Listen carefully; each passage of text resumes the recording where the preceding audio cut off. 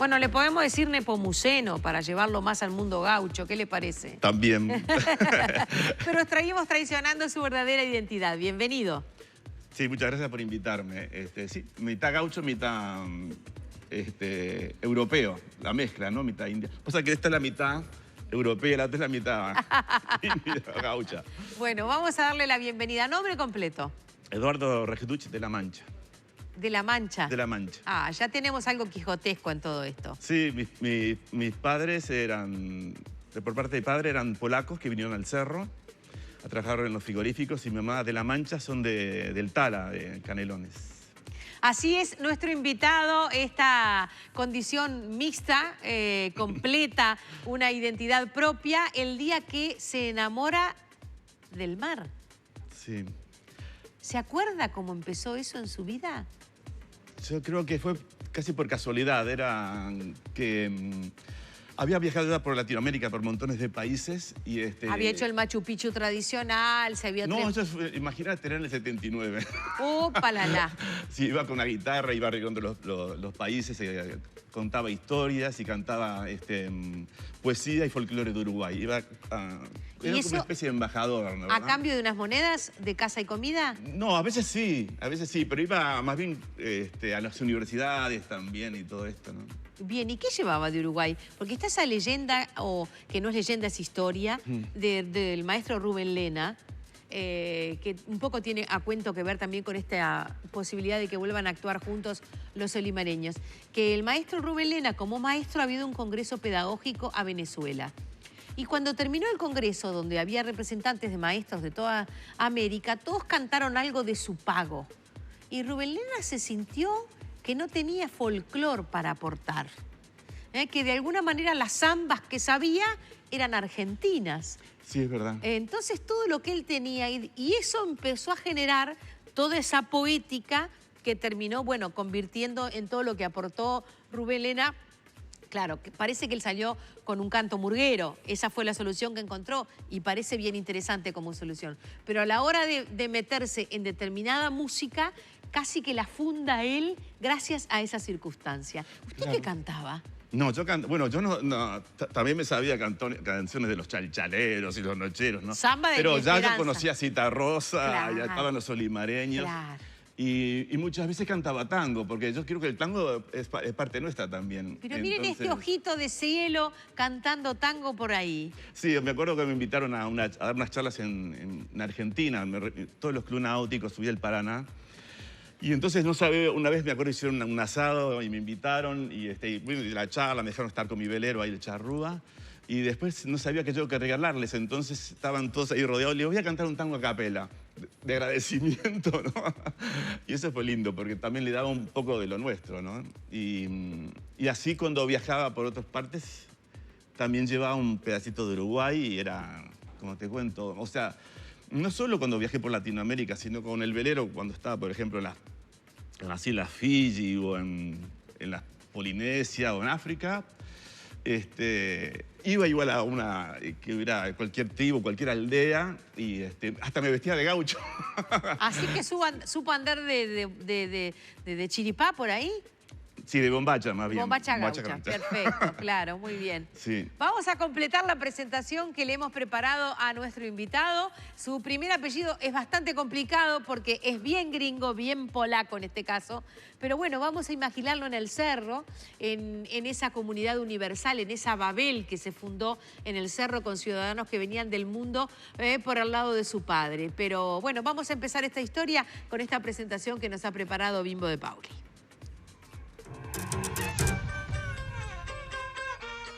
Eduardo Regduch de La Mancha nació en Montevideo en 1952. Aunque creció en una ciudad que vive de cara al río, nunca imaginó que las olas terminarían convirtiéndose en su hogar.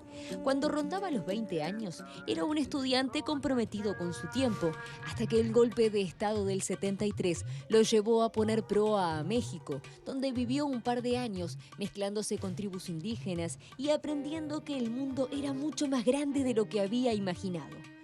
Se mudó a Canadá, donde estuvo a punto de echar raíces, hasta que un día Aburrido del tedio de la sociedad anglosajona, tomó su mochila y se mandó a recorrer América del Sur haciendo teatro, cantando y escribiendo.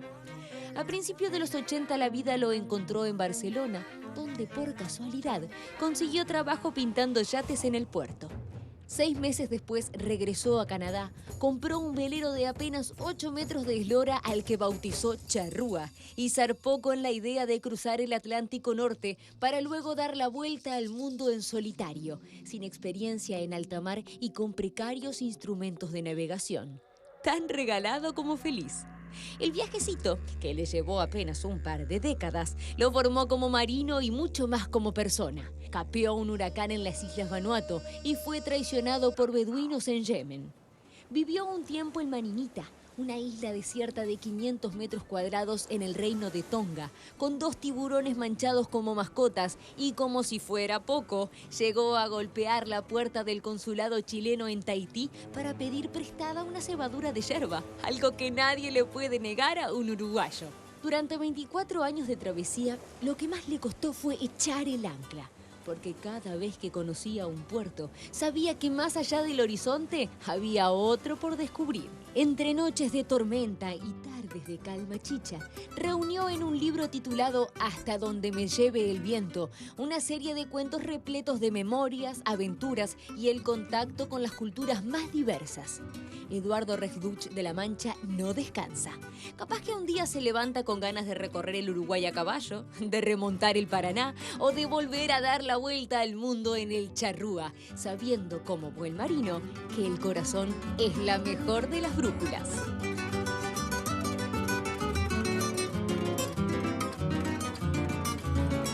¿Algo para corregir? No, nada, está muy bien, es increíble, ¿no? Como hicieron una pequeña historia, o sea, ya no hay nada que contar. Está todo... No se vaya, que yo quiero saber alguna cosita. Me quiero quedar con esa última foto. Ahora le voy a pedir a los compañeros que pusieron la presenta que me ayuden a volver a su última foto, porque hay algunos detalles que quiero. ¿Viste la película de Robert Redford sobre el tipo que se embarca solo en el mundo? Sí, vi partes, creo, pero esa te asusta mucho, ¿no? Ah, te asusta mucho. Bueno, digo, por la... Me alegro mucho que te asustes, porque en algún momento tenés que tener miedo. Ahora volvemos con esa foto. ¿Qué es eso? La vela. Sí, no, adelante tiene un panel solar, que era con lo que yo me cargaba para tener las luces, aunque siempre navegaba con querosén, ¿no? Y lo otro es ¿Cómo siempre navegás con querosén? Que es un... Las lámparas, que todo. es un combustible que se agota. La cocina. No, al contrario. A ver. Querosén vas a encontrar por todas partes del mundo, ¿no? Claro, ¿verdad? claro. Y barato. Sí, y entonces Bueno. es muy fácil de estivar. ¿Y este panel solar? Sí, es el panel solar, y el otro se llama un timón de viento. Esa que tiene un indio, ¿viste? Y la bandera de Uruguay. Exacto. Entonces, claro, yo no puedo estar todo el tiempo al timón. Claro. O sea, hay travesías que duran 37, 40, 60 días y te agota. Entonces, este es como un timón aparte que va en la popa y lo regulás. Entonces, mientras el viento siga soplando del mismo lado, él va a llevar el barco. ¿Y ese charrúa quién lo pintó? Yo. Bueno, como dibujante estás haciendo tu... naif. Es naif. La bandera uruguaya, el charrúa, ¿qué tiene en la cabeza? ¿Unas plumas? Tiene las plumas, sí. Y me parece que tiene alitas, pero no debe ser. No, eso es un hacha. Ah, es un hacha de Porque guerra. Mira, es como algo... él está como llamando a un pajarito que se le está por salir la mano y atrás tiene un hacha porque la tiene que... Ah, porque esa hacha puede ser el bocado del día. El bocado del día. Bien, perdón, ese pajarito puede ser el bocado del día. Bien, ¿dónde conseguiste ese panel? ¿Desde cuándo tenés el panel? Ese lo tengo hace montones de años. Ese lo conseguí en las islas Fiji. Y... ¿Lo pagaste o lo canjeaste por arte? No. Lo pagué, sí. Porque arte sí, estuve haciendo montones de cosas. Hice hasta un circo en Tonga, en la Polinesia. Pero normalmente trabajaba en diferentes lugares. Cuando llegué, por ejemplo, a Sudáfrica, que fue también una tal travesía, porque había muchísimo viento ahí, sí. Ahí trabajé como de camarero, después fui a una expedición a Namibia que me invitaron. Y después sí, fue haciendo montones de trabajos en diferentes lugares, ¿no? O sea, fueron 25 años de Yo te navegación. pregunté sobre la película de Redford y es cierto, si te da miedo salteo ese tema, pero... No, te estoy hablando porque... Porque realmente es una situación como la tuya, de una persona que viaja sola, de un experto, que tiene prácticamente todo lo que hay que tener, Inclusive hasta los elementos, a ver, como para solucionar inconvenientes importantes, hasta una pequeña balsa salvavidas inflable o un gomoncito, etcétera.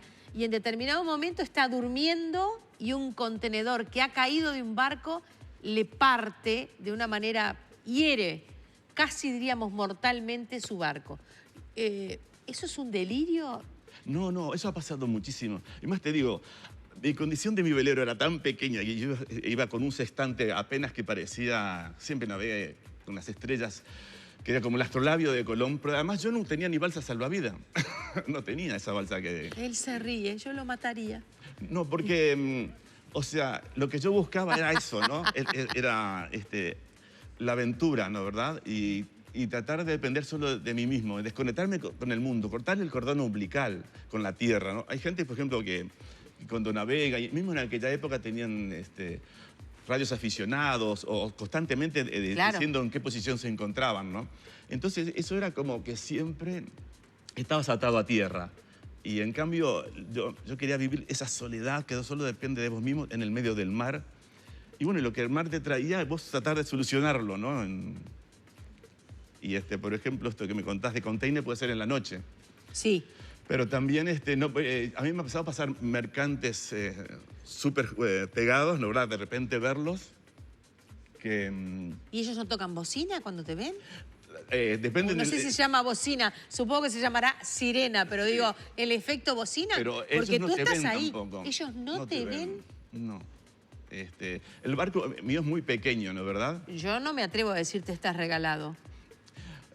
Estás regalado. Pero vos sabés que hay cosas increíbles que me han pasado, ¿no? Bueno, también te puedo contar que un barco de guerra americano me chocó yendo al Caribe, a Panamá. Los demandaste, me imagino. Pero vos sabés que una cosa... No, esa fue una historia larguísima. Me tuvieron que remolcar, el barco lo rompieron el mástil y todo, y me tuvieron que remolcar 2 días contra la corriente del viento a la isla del Curazao.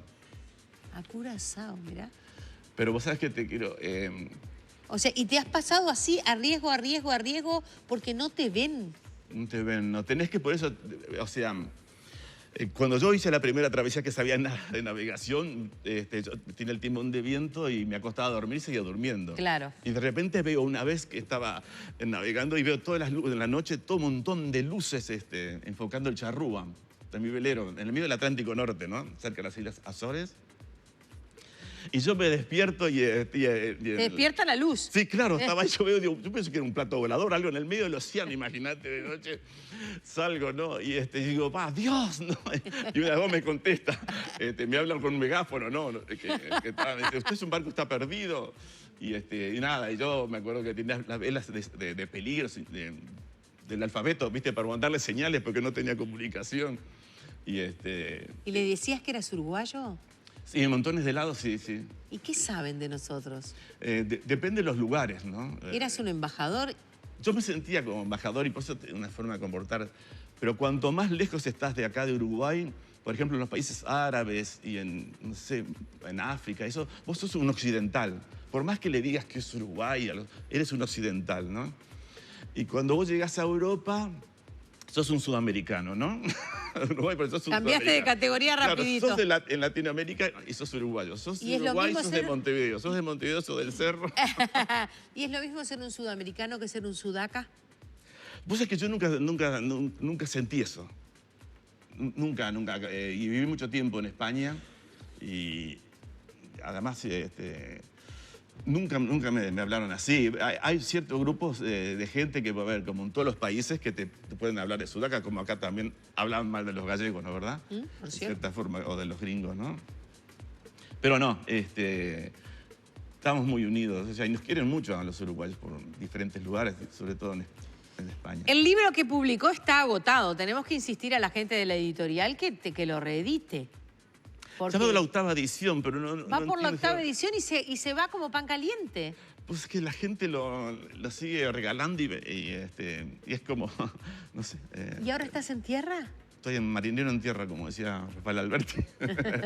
Sí. Tal cual. Vivo en el velero, la verdad. Estoy ahí en el mismo velero con que di la vuelta al mundo. ¿En el buceo? Está en el puertito del buceo. Bien. A partir de hoy vas a tener una peregrinación de gente que te va a ir a molestar, pero bueno, te vas a divertir con cada uno de ellos. No será molestia. ¿Dónde tomaste ese café con Eduardo Galeano? En el Charrúa. Sí, Eduardo Galeano, una que siempre me gustó como escritor, ¿no, verdad? Y como persona. Y el hermano de la mujer de él es argentino. Es argentino, estaba en Argentina y yo di una charla en el club de Argentina y él me dijo que me quería contactar con Eduardo Galeano, ¿no, verdad? Y bueno, Eduardo Galeano me invitó a la casa a comer y después venía, yo hacía paellas, cocinaba, me gusta mucho cocinar las paellas y Galeano venía al barco, no solo a tomar café, sino también a comer paellas, a hablar de fútbol y era una persona magnífica, ¿no? Que a mí me gustaba. ¿Estuviste prisionero en algún momento? No, nunca, o sea, de mis ideas. Bien, no me parece nada mal. No. No me parece nada mal. ¿Pero estuviste en una isla desierta? Estuve en varias islas desiertas y estuve... llegó un momento que yo el barco lo llenaba de comida por lo menos para 6 meses, ¿no, verdad? O sea, con arroz y todo esto, lo básico. Pero después pescaba. Entonces tenía si se rompía el mástil y me quedaba en el algarete mucho tiempo en el océano, podía sobrevivir. Y después tenía esa libertad, por ejemplo, en la Polinesia y en otros lados, de elegir las islas. Habían tantas islas que me quedaba en una, después me iba para la otra. Y cuando estuve en la Polinesia, en Tonga, estuve en el reino de Tonga, el rey, que yo lo llegué a conocer, o sea, que me dio esa isla que menciona ahí, que se llama Maninita, para que yo pudiera vivir ahí. El rey te otorgó una isla. Me otorgó la isla. No en propiedad. No en propiedad, porque no hay nada en propiedad en esas islas. ¿En Todo Tonga? pertenece al rey. Entonces, pero te dan para vivir, ¿no? No, o sea, ¿Tuviste que ir a hablar con el rey, a pedirle que te otorgara una isla? fue por casualidad, porque yo estaba en el grupo del norte de Babao, y de la Polinesia, y el rey vino él tenía plantaciones de cultivo de las perlas negras, él tenía. Entonces yo lo llevé a que viera las plantaciones en diferentes islas. ¿En tu barco? No, en otro barco más grande que yo trabajaba. Ajá. Era un barco muy grande. Ajá. Yo era el capitán y estaba exento del protocolo porque era palangui. Palangui quiere decir blanco, ¿no? Claro, los Entonces, blancos. podía estar más alto, estar más alto que él, estar parado, porque si no nadie puede ser más alto que el rey de Tonga. Bueno, y ahí lo llevé y es una persona súper culta. Me habló de Bolívar y de Latinoamérica. Interesante. Interesantísimo. ¿Ese rey vive? No, falleció. Ajá. ¿Y quién heredó ese reino? El hijo. ¿Y será tan culto como el padre? En su tiempo no parecía que fuera tan culto. Tendremos que conocerlo. ¿Cuándo vas a volver? No sé, dice Sabina que no se puede volver a un lugar donde ha sido feliz. Al lugar donde has sido feliz no debieras tratar de volver. En Comala comprendí. Ahí está. Ya te gusta, ¿no? Sí, a mí también. Y entonces uno vive una época, una historia y no puedes ir a buscar lo mismo, ¿no, verdad? Es diferente. Bueno, me surgen una cantidad de preguntas, algunas un poco indiscretas. ¿Qué dice tu familia de todo esto? No, bien, yo me acuerdo... Ahora ya te has olvidado, pero ¿qué dijeron en su momento? No, pero yo me acuerdo que cuando le dije a mi mamá me confía mucho en mí, y cuando le dije que me iba a cruzar el océano en solitario, y mi mamá me dice, bueno, pero abrigate, nene. Divina. Porque no tenía, era lo único que me podía dar el consejo. Es divina. Sí. Eso es salud mental. No, pero... yo había viajado y, bueno, el otro día, ayer estuve con otra tía, mi madrina. Mirá. Dora de la Mancha. Se llama Dora de la Mancha. Dora de la Mancha. Es una maravilla. Es como Dulcinea del Toboso. Sí. Pero qué maravilla. Y Dora nos ve. Claro.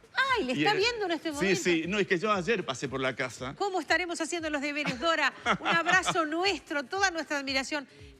Te salió este sobrino increíble, pero... El ahijado. Es el ahijado perfecto. Porque la verdad es que tener un ahijado así es una aventura de vida también. Sí, ella es muy compincha. Ayer nos agarramos en las manos y nos acariciábamos. Y después juntábamos la cabeza, ¿no?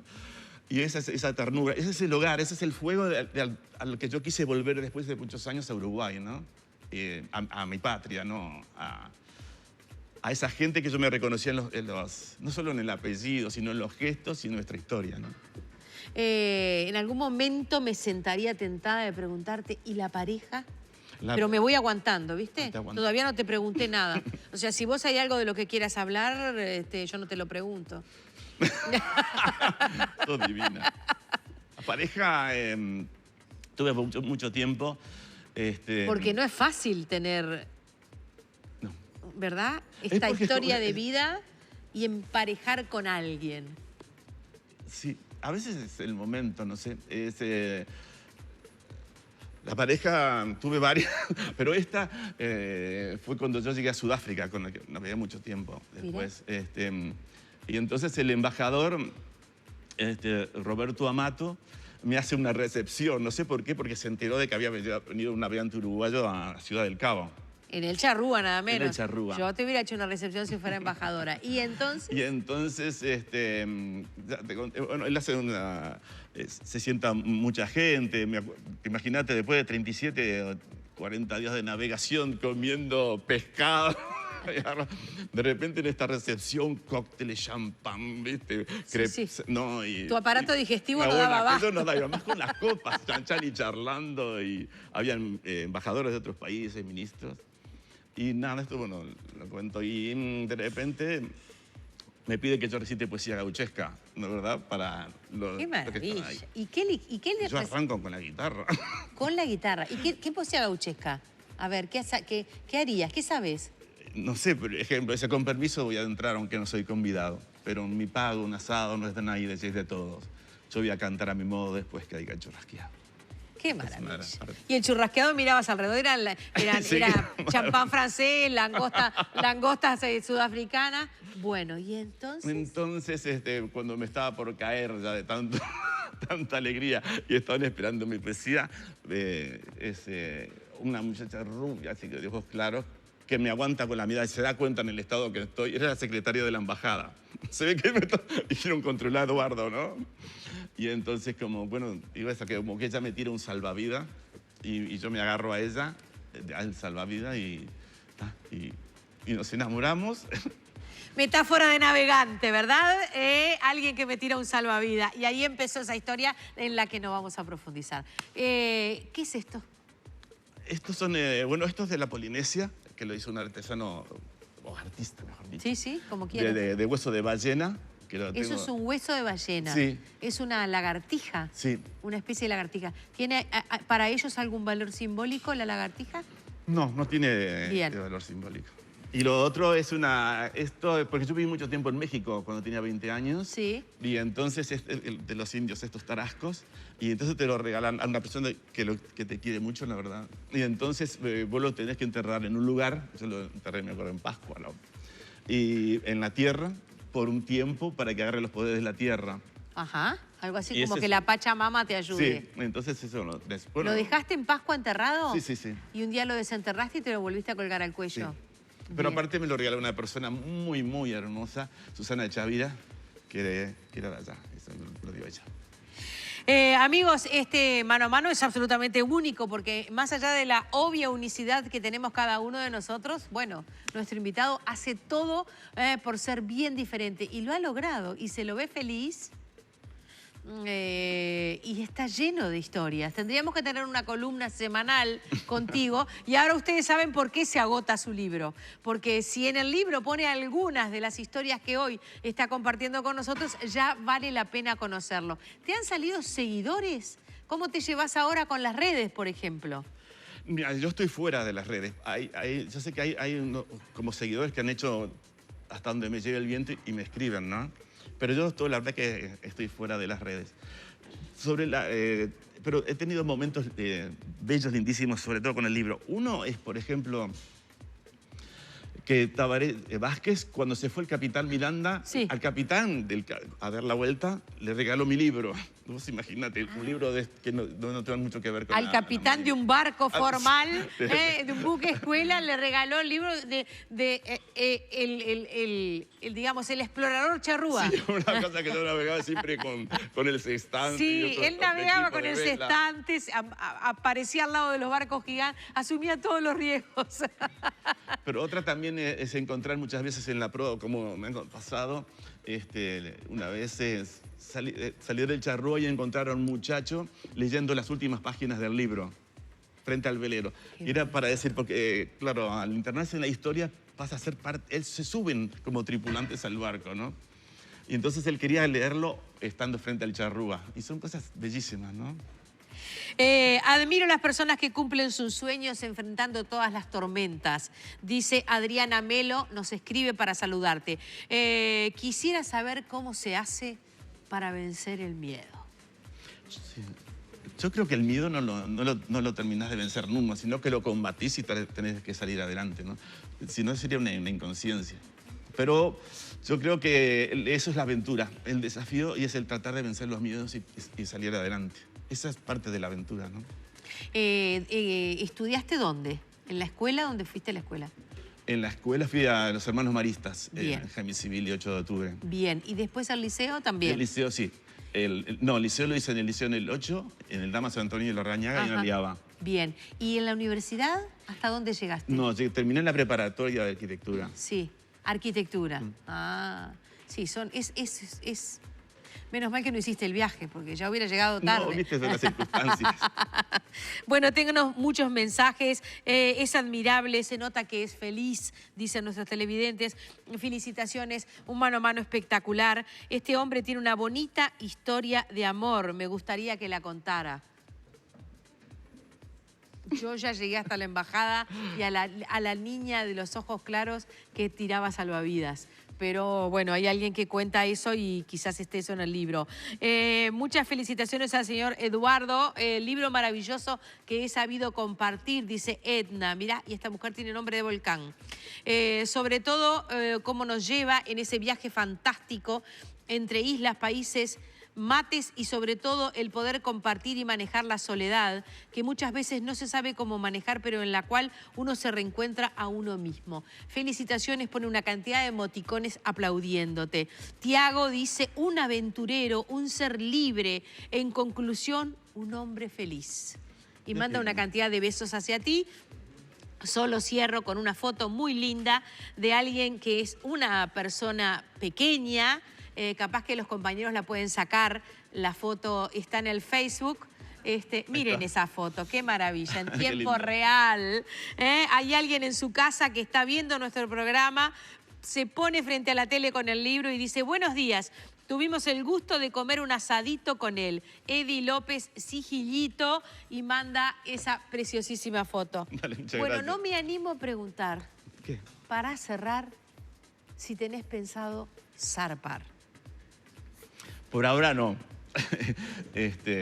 Tuve mucho tiempo ahora andando con los caballos, ¿no, verdad? Y me gusta sabía. mucho Sí, viajé a través de Artigas, de Bella Unión, y tuve 3 meses hasta llegar a Montevideo.